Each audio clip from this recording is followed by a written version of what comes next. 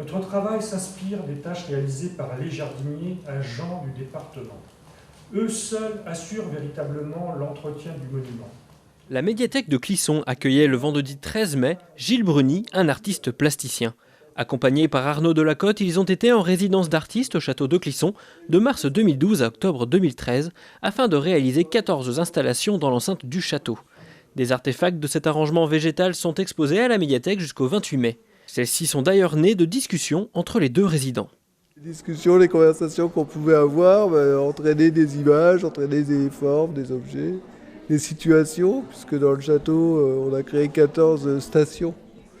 Stations qui sont des installations finalement, des mini-expos à chaque fois, qui ont été créées dans des lieux restreints. Et chaque station a été vraiment le résultat de nos cogitations et de nos échanges. Voilà, puis des recherches, des manipulations sur le terrain, qu'on a tout le temps voulu plutôt légères, dans le sens où c'était pas un investissement sculptural lourd, avec des gros moyens et financiers, et de transport, etc. Il y a toujours un côté bricolage, moyen d'humour, voilà, ça fait partie aussi de l'économie du projet, et puis c'est important. Et puis moi du coup, étant un peu extérieur quand même au travail de Gilles, il y a eu tout ce travail de documentation qui a été fait, que je faisais, de la photo. On a créé un blog qui s'appelle Arrangement Végétal, et c'est le blog, c'était aussi la mémoire de tout ce qu'on faisait. Voilà, c'est une autre façon de montrer l'exposition.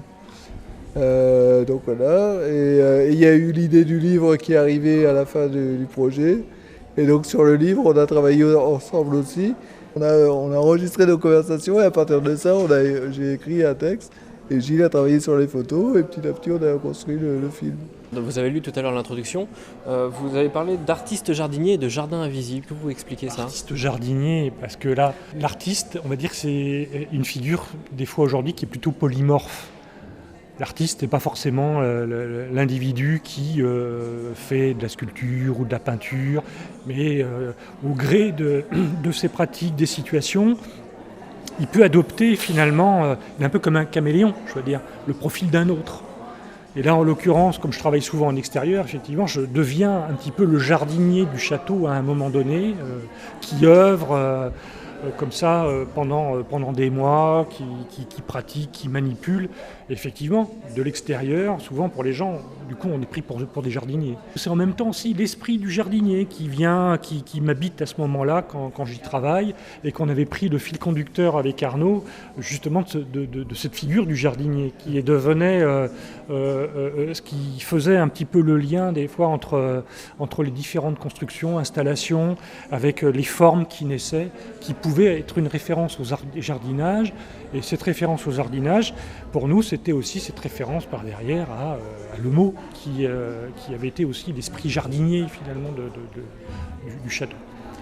Et le jardin visible, c'est aussi un concours comme ça, de circonstances, de rencontres avec des thématiques que j'avais pu entendre par des enseignants, de travaux d'étudiants. Il y avait une thématique au lycée Rieffel autour de ça, et puis aussi de Jean-Louis Vincendo qui nous a accompagnés sur le travail du livre.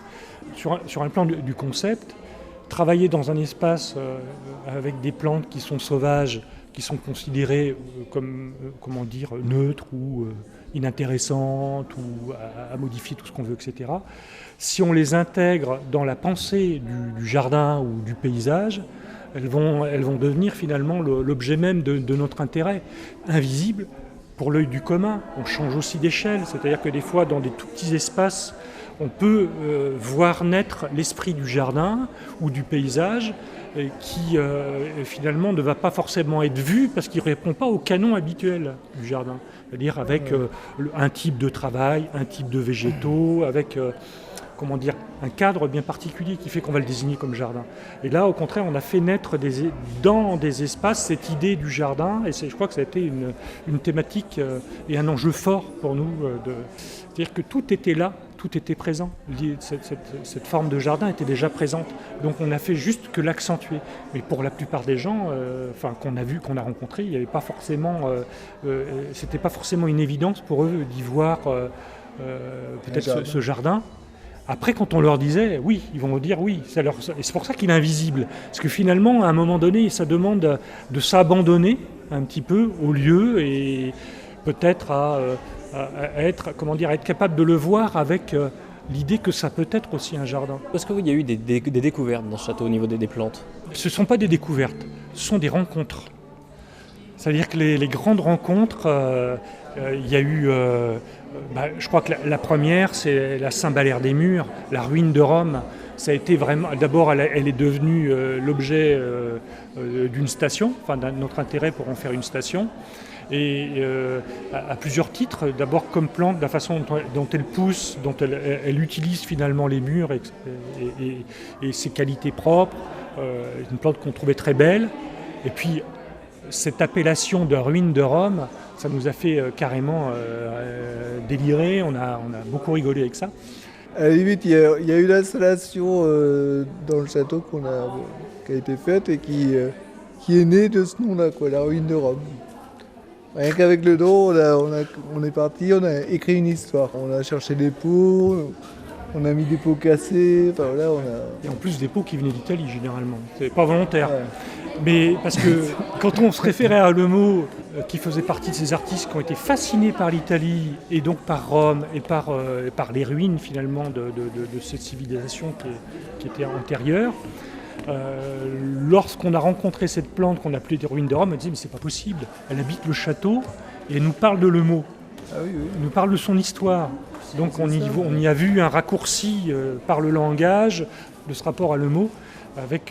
Grâce à cette plante qui, d'une manière très discrète, mais finalement assez présente. Je veux dire, si on commence à la remarquer, parce qu'en fait c'est ça à chaque fois, la rencontre avec une plante, c'est qu'à un moment donné, elle se met à exister. Ces plantes qu'on aurait tendance à éradiquer parce qu'elles nous gênent, nous on les met dans les pots. Voilà.